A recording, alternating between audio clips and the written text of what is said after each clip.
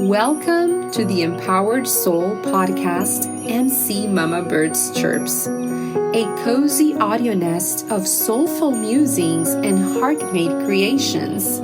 If you're a mystical soul craving connection and inspiration, you've found your flock. Hi, I am MC Mama Bird, a mama, artist, and yoga and meditation guide, here to share love-rooted stories, tingling conversations with inspiring souls, and everyday magic for your soul and your family. This is where we awaken to our true selves together. Now let's take a deep breath and let our wings stretch wide to enjoy the ride.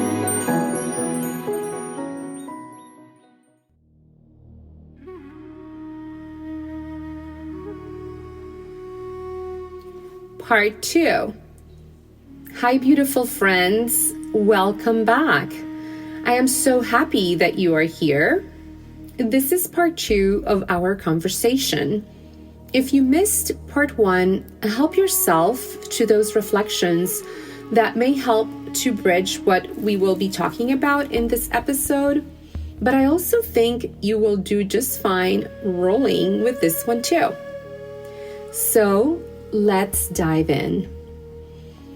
There are moments in the wheel of the year when different traditions that are separated by culture, language, or lineage start to hum in the same note. And I think that this is one of those moments. As we arrive to the Jewish New Year of the trees, called Tu BiShvat, we find ourselves standing at a very similar seasonal threshold as Imbolc in the Celtic and pagan traditions. That's a time when life is still underneath the soil, yet very much undeniably stirring. Roots are drinking, sap is rising, and the earth is anything but asleep. She is warming her pot slowly, patiently, as the sun begins its gentle return in the northern hemisphere. Nothing looks dramatic on the surface yet over here, but underground, everything essential is happening. Think of the mycorrhizal highways and networks and conversations and exchanges between the bacteria and all the little organisms that are communicating and feeding with each other with the root system of all the trees and plants that look like they are asleep, but they are certainly busy at work. This is the quiet miracle of late winter. The light has shifted just enough. The sun is starting to linger a little longer. The light that comes through the windows in your house starts to get extended and amplified and hitting different angles of the room. As you settle into your house longer, you start to notice the pattern and the rhythms of the sun and the outside world conversing with your inner abode.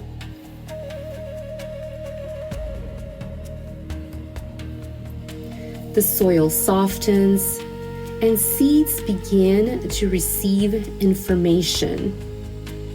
Little cracks, little movements on their shell, and the DNA awakening in conversation with the outside world.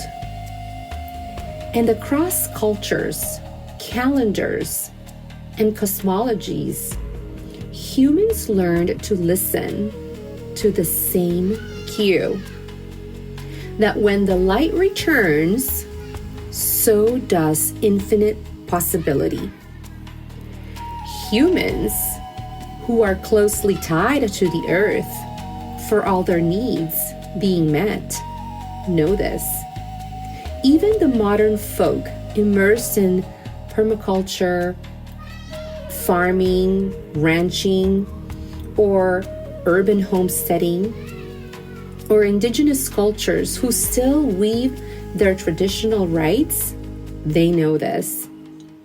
Astrologically, this makes perfect sense. And let's take a look. Let's dig in a little further. Let's open the pages of Capricorn.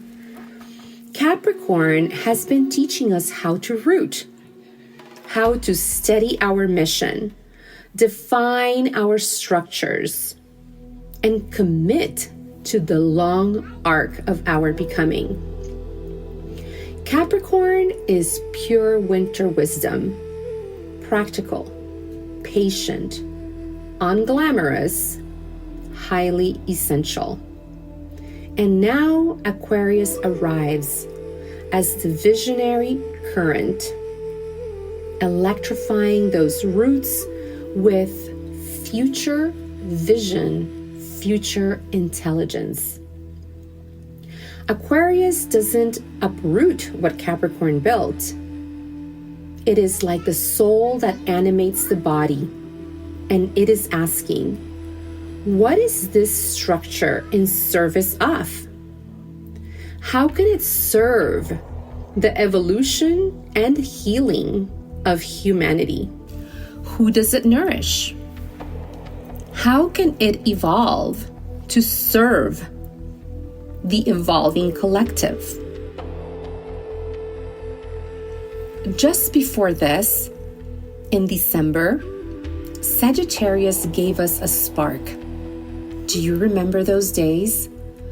A flash of faith, an arching quest, a reminder of why the journey matters at all. Sagittarius shoots the arrow. Capricorn builds the road.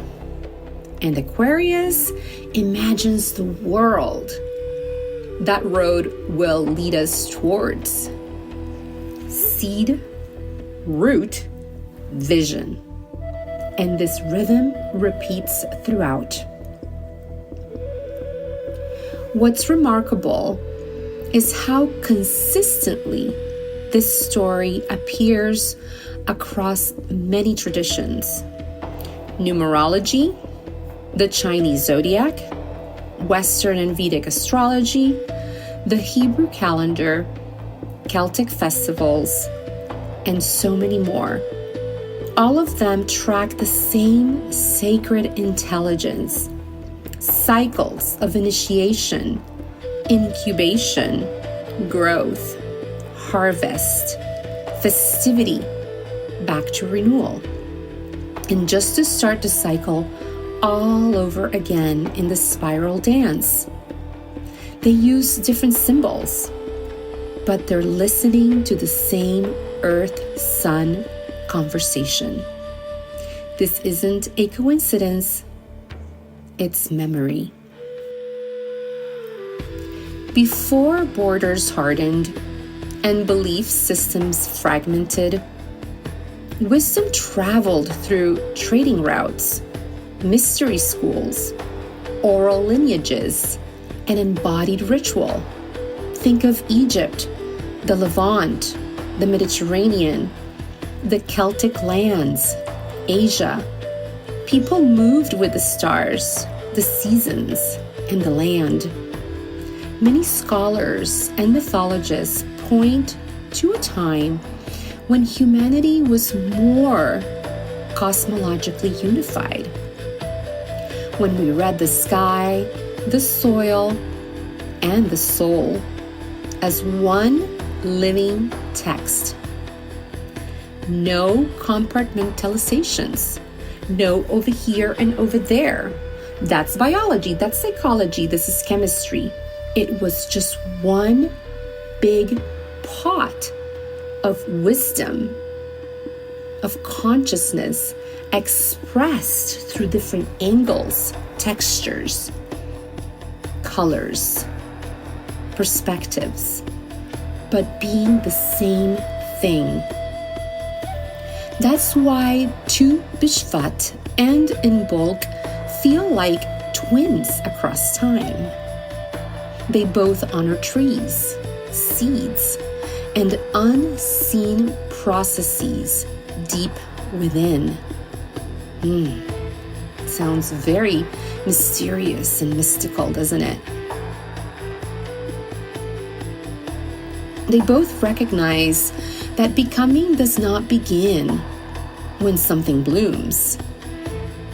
It begins when the conditions are right, when light returns just enough, when the warmth is steady and not rushed, and when the roots are ready with the precipitation and the gushes of winter. And this teaching matters now more than ever. We live in a culture obsessed with speed, visibility, dopamine instant gratification rushes, and instant proof and response. Become aware of that without judgment. We have all been there, and sometimes we still do it. As we awaken, we heal the parts of us that are looped in habits that no longer serve us, and our new rebirthing identity of authenticity, integrity, alignment, transparency that is self-led. Why am I making this post or reel? Am I trying to prove myself? Or am I sincere with my story? Who am I painting the picture for? Is it congruent with my heart and soul? How can we become more aligned from the inside out and free from the perceived opinions of others? How can we be more honest and real with all that we touch and do? Yet every ancient system reminds us, real power grows quietly from within. The return of the sun doesn't shout. Life and the universe moves in gradients. Just like the scales of the universe, they are infinite in both directions. As above, certainly so below. It whispers, compounds, building slowly. Of course, until there is a solar flare. And those who know how to listen and are deeply embedded with the elements, we start to prepare long before the flowers arrive. When we are that deeply connected to the rhythms of the earth, the daily routines start early before dawn. The days are full of preparation towards future seasons, and the buzz wraps up early with the enjoyment of a harvested feast, homemade, nutrient-dense, with a warm beverage, laughter, hugs, coming together, relief, and storytelling. When we weave these traditions together today, we're not borrowing from the past. We're remembering ourselves back into a shared human rhythm, the shared human experience that makes us equal at heart, a camaraderie, a remembering that we are one. We are awakening our ancestral knowledge and past life memory. We are connecting with our ancestral DNA.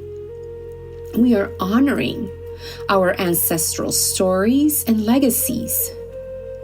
We are celebrating the evolution of Pachamama with the human song, a rhythm that understands divine timing, that honors thresholds, that knows when to act and when to tend to that which is invisible. Right now, collectively, we are in a season of rooted vision. The soil is warming, the light is slowly returning.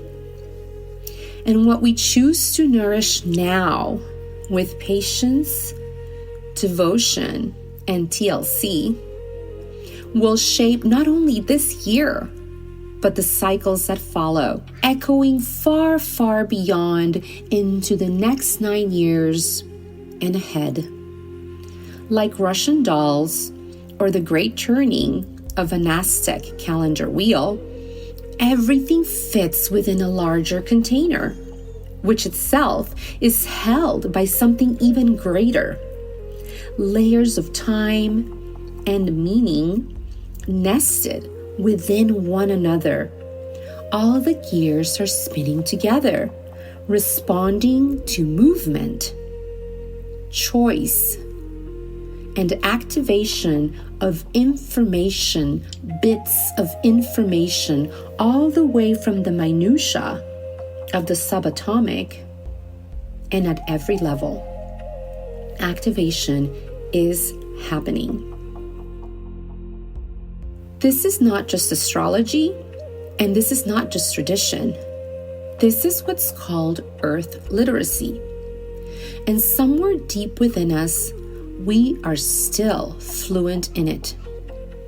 And from here, I want to introduce you with perfect timing to a very special and esoteric writer and philosopher, John Lamb Lash.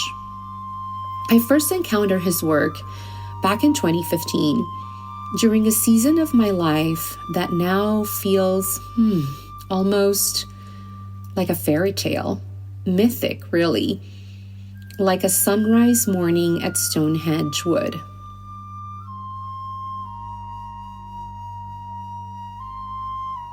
I was living in Mount Shasta with my husband and my mother-in-law, who is a devoted book collector and a lifelong reader and a quiet archivist of forgotten truths. Those months unfolded slowly, deliberately. We lived out of a van, tucked into the forests surrounding that ancient and powerful and mystical volcano. Silence was not empty. It was truly alive.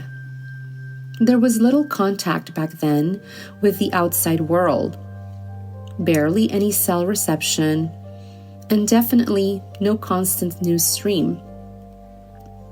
At the time in that house, they only had dial-up connection to an old desktop in a tucked-away office. So my connection to the world was only through a phone that barely had cell reception. We had Forest Service maps, compasses, packed food, and the steady discipline of listening and foraging. Days were shaped by the land itself. My partner and I foraged for edible and wild mushrooms to make a living, morels and boletes. And our dog Pixie always trotted alongside of us as we moved through mossy trails, volcanic soil, and the deep, thick forest with tall trees. And that is where she got her nickname, Pixie Logwalker. It felt less like dropping out of society and more like enrolling in a unnamed mystery school, one devoted to revolutionary ways of thinking and remembering. Mount Shasta has a way of doing that. The trees towered with deep stillness, shelves of esoteric books never far away from reach. My mind was being quietly but irrevocably opened. It was there amongst those shelves that I found Not in His Image. And from the first pages, I felt the unmistakable pull of something both unsettling but very illuminating. John Lash's scholarship is deep, original, and fiercely independent, entirely self-taught, unconcerned with academic approval. He is unafraid to disturb the foundations of inherited belief. His work is truly unconventional, very provocative, and not meant to be absorbed passively, lightly, or without discernment. I don't always agree with every conclusion that he draws, but I find his work fascinating, so jolting at times and yet so revealing. It's the kind of material that arrives like lightning, sudden, electric, and so powerful enough to rattle the structures you didn't even realize you were living inside of. For the purposes of this episode, I want to share only what feels most resonant with the themes we're exploring here and leave the rest for you to encounter in your own way, should curiosity or something deeper calls you towards it. I'll leave more info in the podcast notes down below.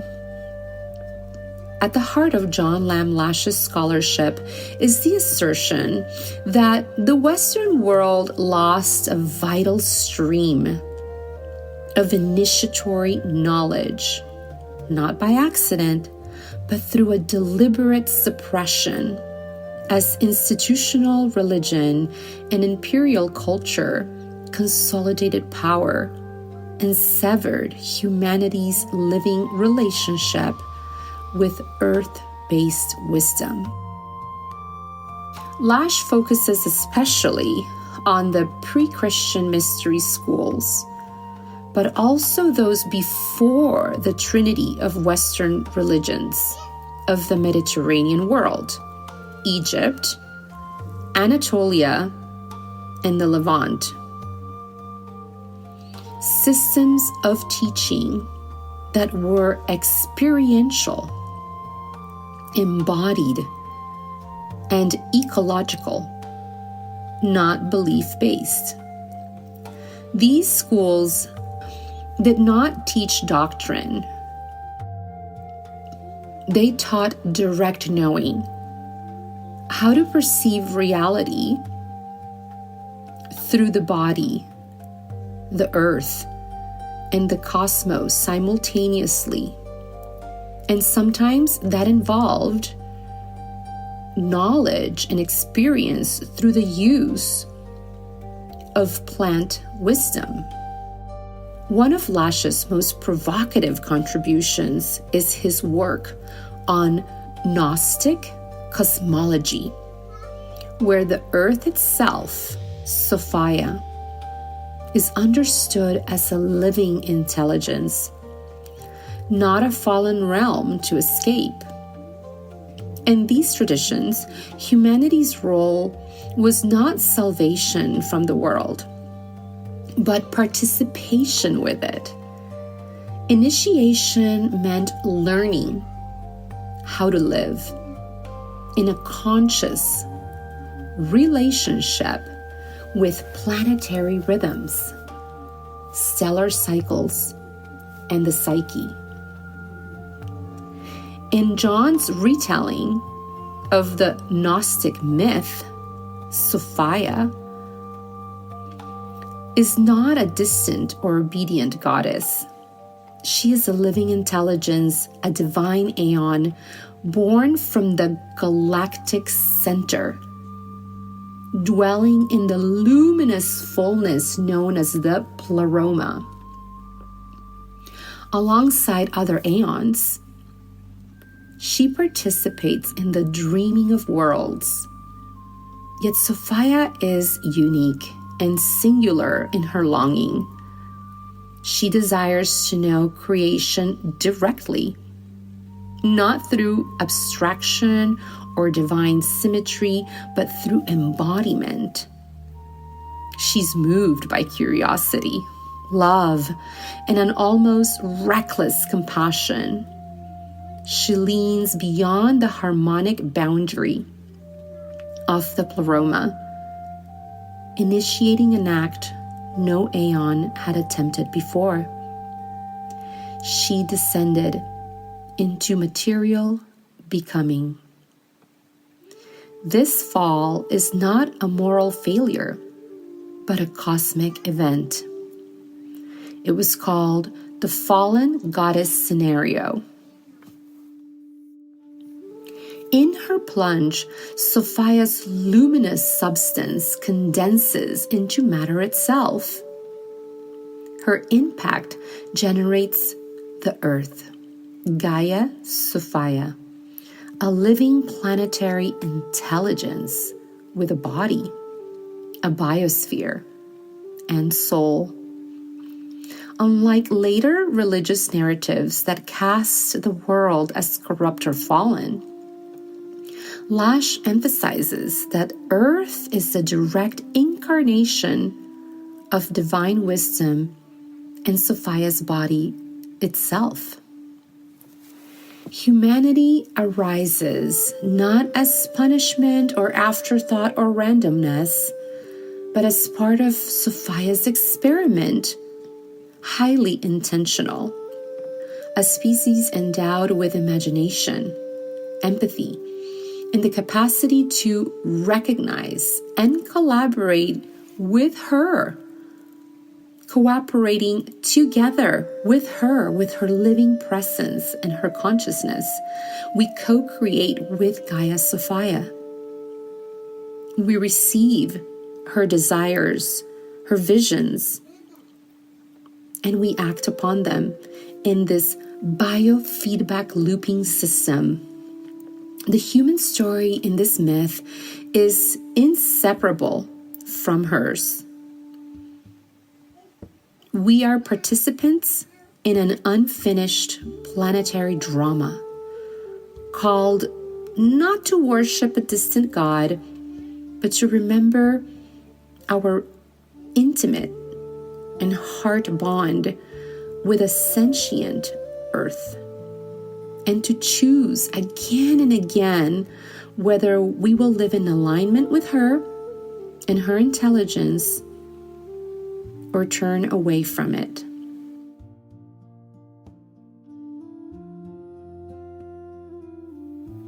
What is striking is how modern physics begins to echo this ancient Gnostic scenario.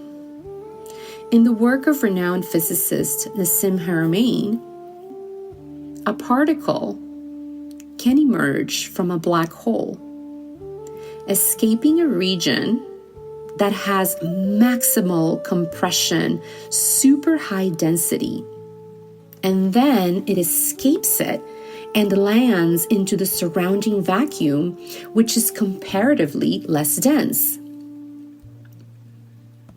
That transition itself is generative, because the release of pressure, the contrast between densities, creates a burst of expansion, a localized Big Bang, that then gives rise to spinning matter, gravitational structure, and eventually planets and stars and solar systems and an entire universe nested within a larger one starts to take form. In his descriptive theories, there are universes upon universes upon universes, like Russian doll style. Another landscape I have heard him talk about before is universe bubbles within a plasma liquid gas stream, where universe bubbles can touch with one another, coexisting side by side. Seen from this perspective, creation is not a single historical event, but a recursive, continuous, dynamic process, universes birthing universes, and matter emerging from one density and arising into another, creating tension between fullness and release. When I put side by side the Sophia myth with, for example, Nassim's description of how particles can escape and give rise to another universe, the parallels are just striking. A descent from unity of high density, luminous pleroma light, not as a fall from grace, but as an act of creation itself. Science and myth here seem like a gesture towards the same truth. That intelligence, matter, and cosmos are born through movement, contrast, and courageous emergence into the unknown. And what a perfect time to talk about this when we have Aquarius in the cosmic soup of this moment. It is no wonder that that idea was dropped into my head to talk about Sophia and her courage and her imagination and her desire and her future visions precisely now during Aquarius. According to Lash, this worldview was fundamentally incompatible with the rise of Western monotheistic authority, which required obedience over initiation, belief over experience or experiential, and hierarchy over cooperation. As the trinity of religions spread, the mystery schools were dismantled, marginalized, and oftentimes demonized. Ritual was stripped of its initiatory power and reduced to moral instruction. The body became suspect. The earth became just inert matter. And the cosmos became distant. Things were starting to be compartmentalized and dismembered. Knowledge was relocated from a living, experiential practice, deeply connected with nature and nature's plants' gifts, and it was moved into temples, structures, texts, priesthood, and doctrine. As we can see, there was a lot of separation with nature and the compartmentalization of the psyche for the explanations of reality. What was lost wasn't spirituality. It was earth and cosmic-based intelligence of life origins. What I'm intuiting here, and what I think Lash would strongly agree with, is that the reemergence of ritual across cultures right now is not just nostalgia. It's true remembering. When BiShvat mirrors Imbolc, when Capricorn echoes agricultural wisdom, and then Aquarius rolls in with her beautiful visionary intelligence, we're not borrowing symbols. We're tapping into a shared ancestral technology, an archaic revival, like Terence McKenna would say. The mystery schools taught that time is cyclical, not linear. And just like the Earth revolves around the sun around the galaxy, and the galaxy around the universe, along with our superclusters, the dance and the journey is a spiral. And that is also true for the subatomic particles physics too. The spiral dance encodes to the primordial nature of reality, all the way to the subatomic worlds too, and how the Planck oscillators move in constant spin and rotation, just like the ingredients rotate around and inside the blender when you're making a morning smoothie, as above and so below, and every day. That certain thresholds repeat because they are written into the biology of the planet itself. Seeds swell when light returns. Human nervous systems respond to the same cue too. Cultures everywhere mark these moments because our life depended on it. Think of all the megaliths and temples that have been left throughout the earth, all aligning to special cosmic moments like the summer solstice and the vernal equinox, for example, or the March equinox and the June solstice, to be more inclusive of the northern and southern hemisphere experiences. So many systems align. The numerology tracks the cycles of maturation and completion by using frequency and vibration. Then comes astrology, reading time as movement that is very elemental, mapping the solar and planetary influences through the hum vibrations when these cosmic bodies are in a geometric relationship to one another. The Hebrew calendar follows agricultural and lunar intelligence, and Celtic festivals mark light, soil, fertility. They're not separate inventions. They're regional dialects of the same earth conversation. And Lash would probably say that when we lost the mystery schools, we lost the context that unified these systems. We lost the plot. What survived were fragments. Astrology here, ritual there, numerology elsewhere. But without the initiatory container that once wove them together.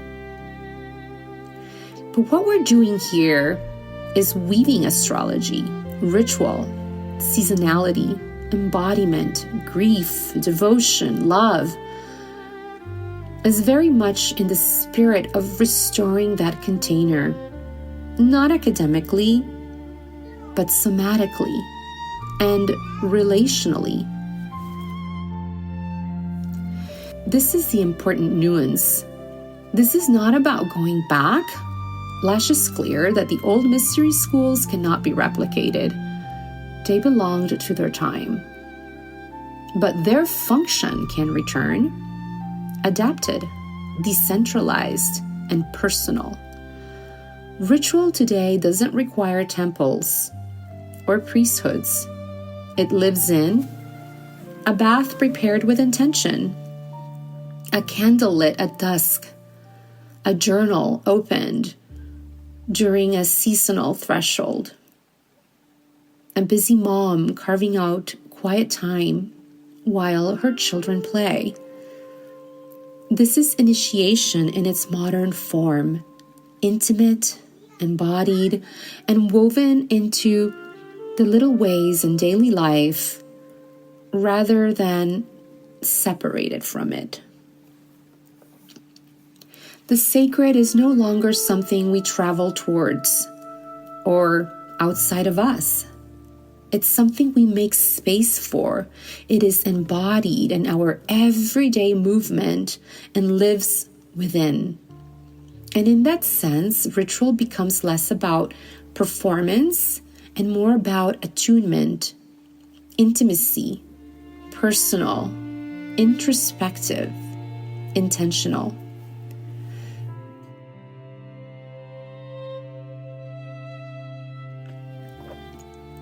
What is being reborn now is not the structure of ancient schools exactly as they were, but we're doing a core transmission, learning how to listen again to the body, to the land, to time itself, to the divine realms, and to connect with spirit through sacred sites, downloads, and simply venting to our higher self, connecting with our soul.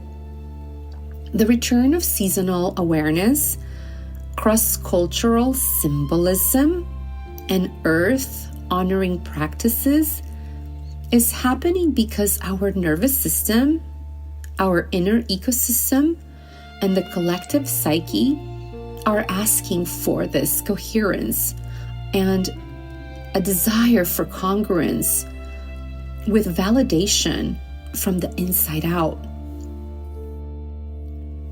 We are remembering that wisdom was never owned by one culture and lineage or one calendar. It traveled by the way of the sun and the soil and the water and the stars and the breath and the story. And this is why two BiShvat and Imbolc speak to one another, and why Aquarius rises as the visionary steward of Capricorn's rooted work. Why Sagittarius in December is casting the arrow of meaning forward. And why the slow return of the sun in the northern hemisphere stirs something ancient in our bones. The earth is warming the pot beneath the soil. And you know what? So are we. We are awakening and are being stirred too. Ritual, then, is not an escape from modern life.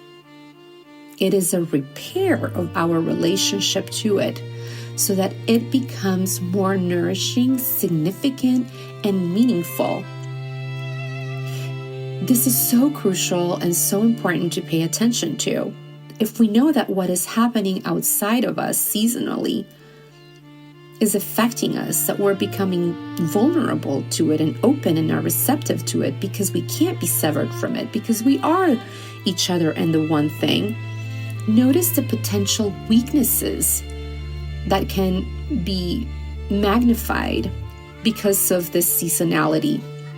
And by becoming aware and observant of it, we can choose and take the reins back and choose not to fall prey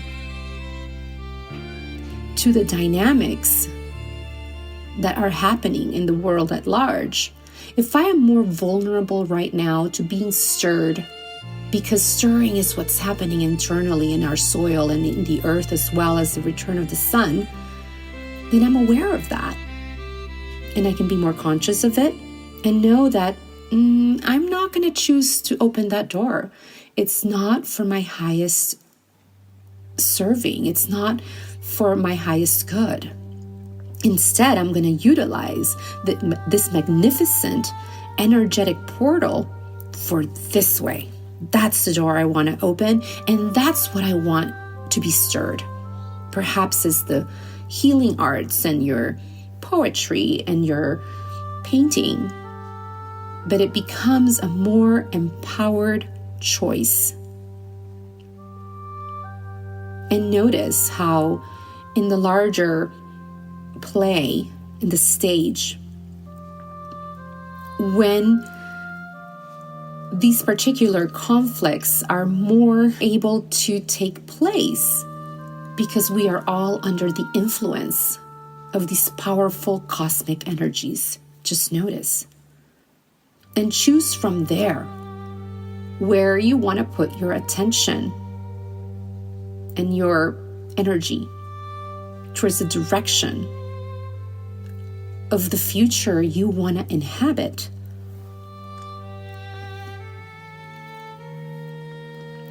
In this rebirth, we are not just reclaiming old forms. We are reclaiming our belonging to cycles, to one another, and to the living intelligence that has always been, is, and ever will be.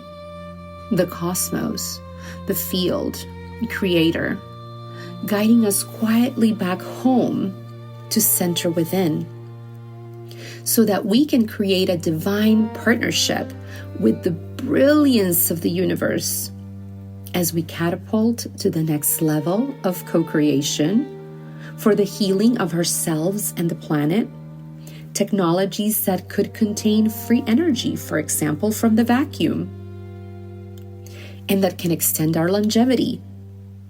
And not in the too distant future, anti-gravity journeys like Nassim talks about that expand our explorations to other planets, solar systems, and the present moment unimaginable, which we can read from in sci-fi novels.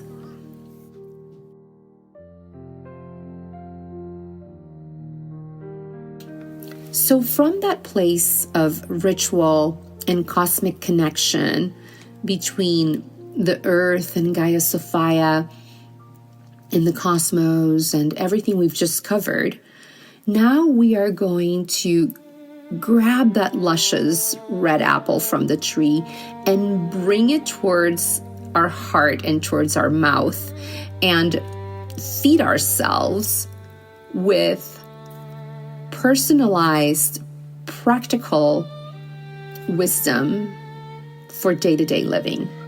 And this is where this portion of the podcast, we're going to talk about some of the reflections from a recent class in my Kabbalah school with my teacher, Kathy.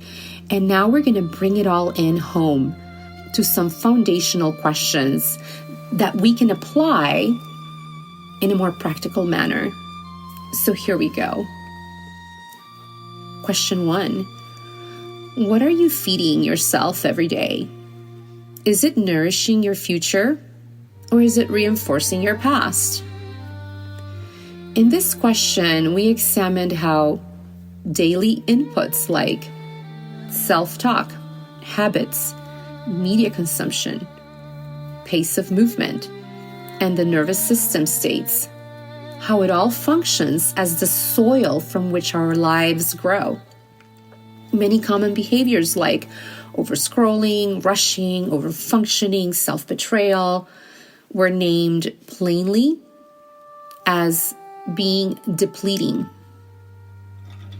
Through nervous system awareness, embodiment, energetic literacy, we were reframing manifestation not as force or effort, but as coherence, emerging from coherence and being available, right? Being that receptive vessel we've talked about in previous episodes.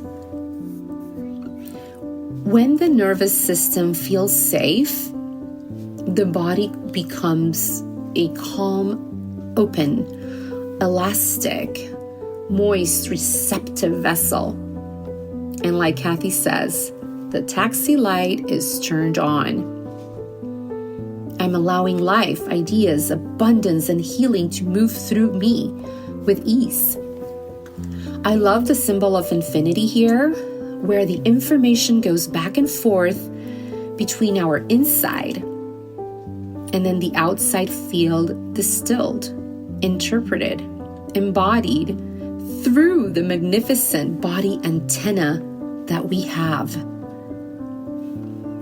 It is true that consciousness does just fine without a body, but the body experience for consciousness is quite a remarkable one for soul expansion and wisdom, creation, manifestation, and diversity, which the universe, as we know, loves. I mean, no snowflake is the same, no blade of grass as well. The more we can understand who and what we truly are, kind of like reading the manual of this beautiful, brilliant technology that we are and the universe that we're in, the more we can understand how the universe operates. And we can truly start to embark on a journey of invention and deep exploration beyond what humanity has seen.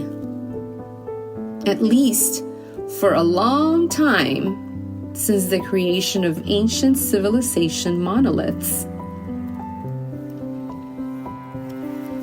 So back to the beautiful class with Kathy, we also explore the metaphor of the tree, rooted deeply in the earth, nourished patiently underground, and naturally bearing fruit through alignment with the divine, not pushing and forcing. And then we discussed how true growth really requires subtraction. But just as much as that, we want to add the things that nourish us. We slow down to stabilize the nervous system. We build self-trust through keeping our self-promises. We choose nourishment over pushing.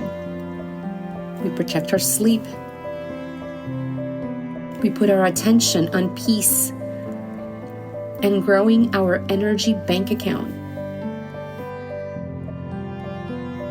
We're receiving, not performing or acting, as devotion.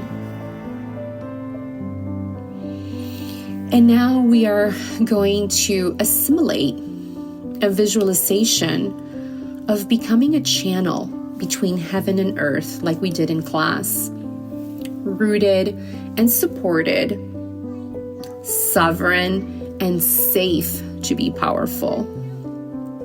This is an invitation to live as a self-led visionary who nourishes herself daily so that her future can bloom inevitably, just like a true Aquarian soul.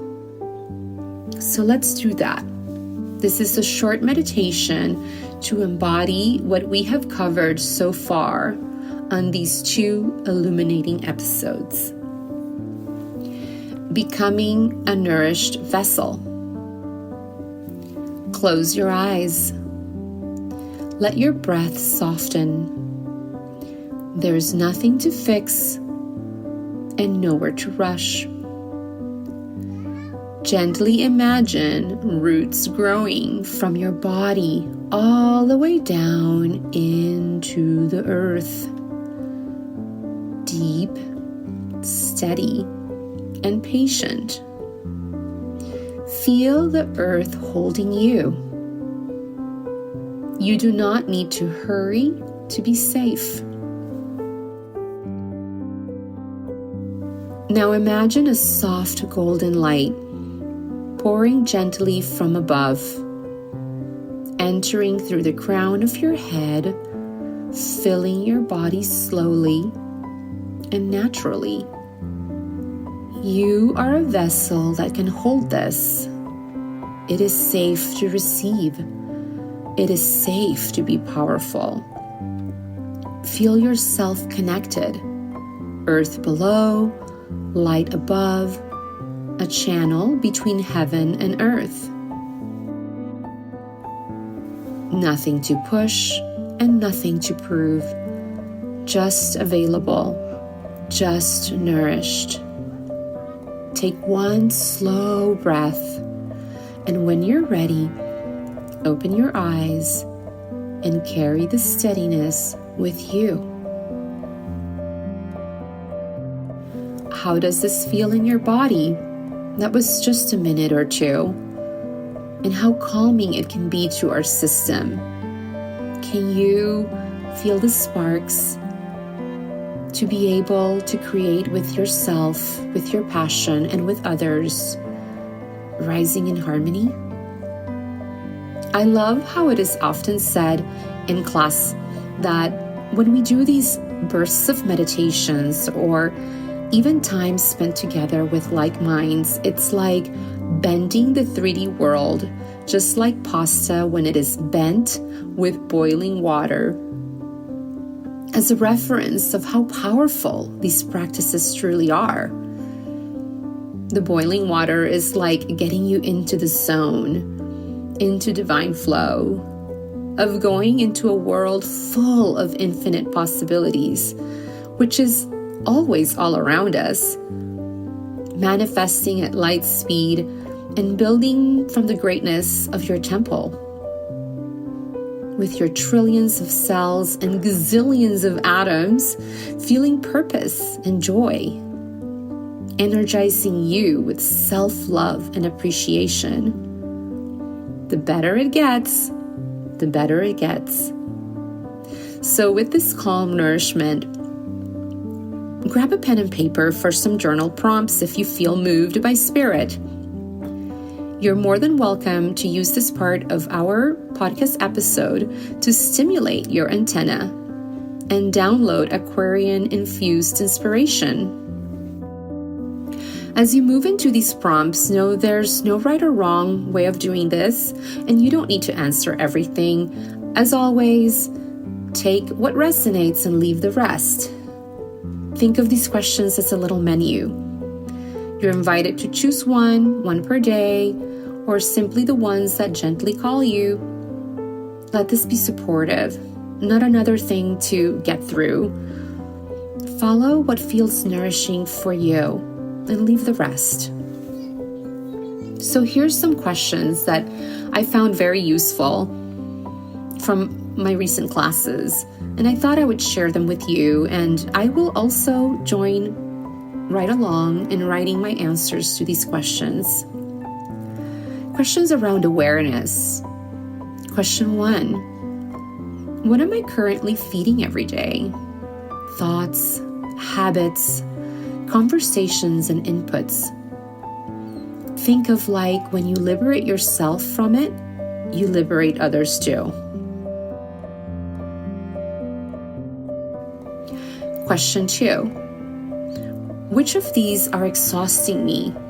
It just doesn't nourish me anymore, but yet I keep calling them normal. But my body is saying, I'm depleted when you do this. Question 3. If I take a look at my habits as the soil, what is realistically growing from them? Question 4. What would grow if I could subtract at least one thing that would immediately calm my nervous system? Questions around nervous system and safety. Question 5. What helps my nervous system feel safe so that I can receive? Question 6. Look at yourself from the perspective of your best friend. What would I say to myself now that can help me feel safe so that I could slow down? Questions around nourishment and integrity. Question 7. What is one small daily promise I can keep to myself that will honor my well-being? Think of little things that can keep it clean in your life, simple, honest, like a walk in nature, green drinks, time with friends. So instead of congesting our lives and our white calendar space in things that can clutter our homes, what are the things that can really fulfill us with significance, impact, love? Questions around the future self and harvest. Question 8. 6 months from now, what fruits do I want to harvest in these categories? Money, energy, confidence, and health, my peace, my inner power. Remember to give Creator the role of synchronizing miracles. For example, in terms of finances, just sign it off and say to yourself, God will fund this. God is my CFO. He's got this. Trust.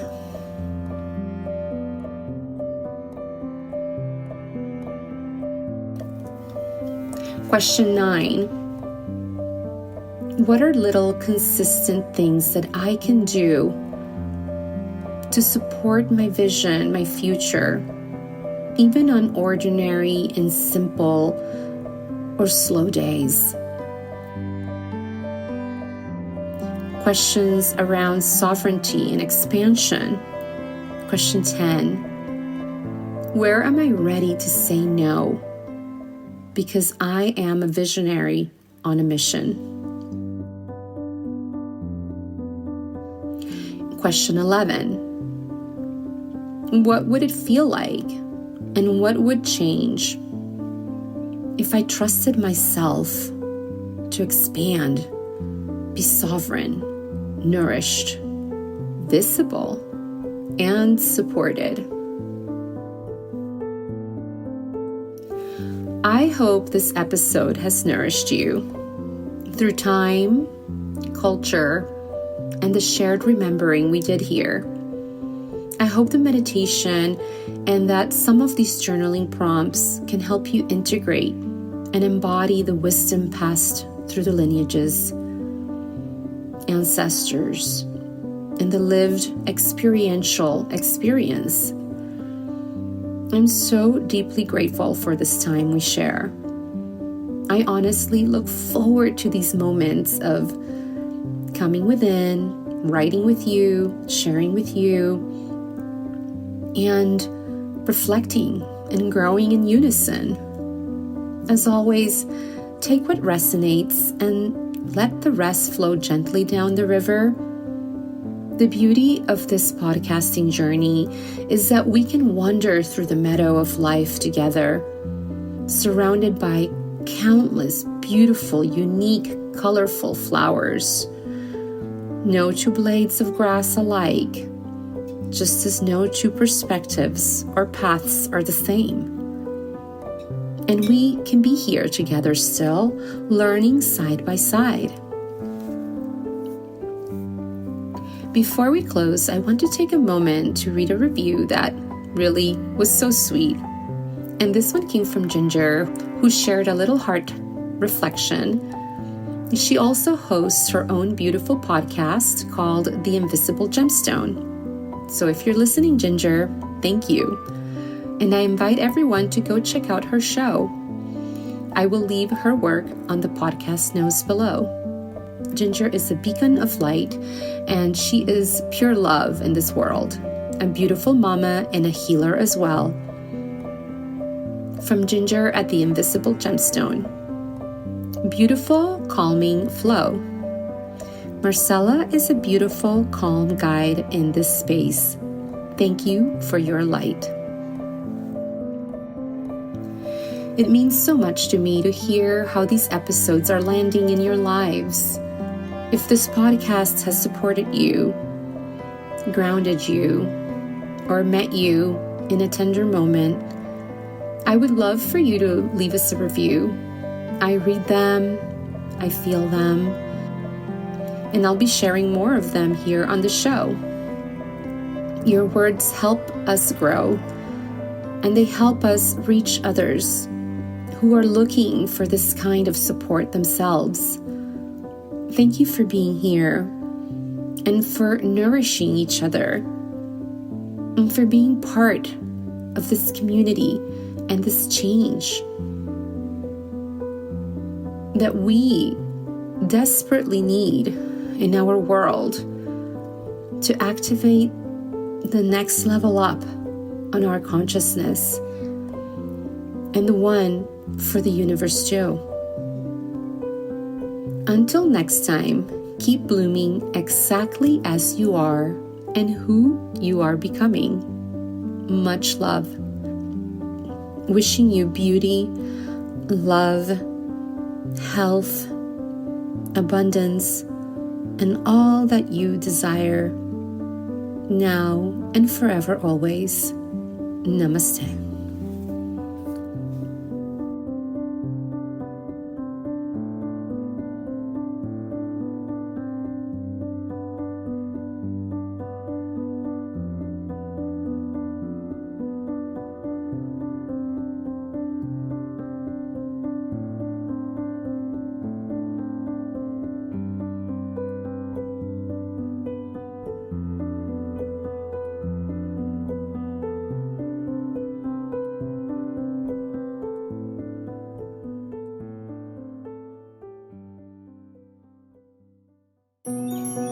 Thank you for listening to the Empowered Soul podcast, MC Mama Bird's Chirps, rooted in mama love and blossoming everywhere.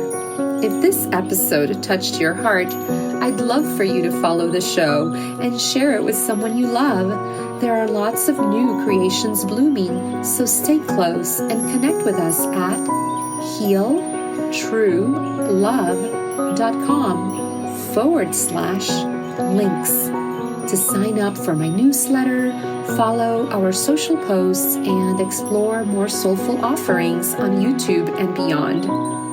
Until next time, keep blooming exactly as you are.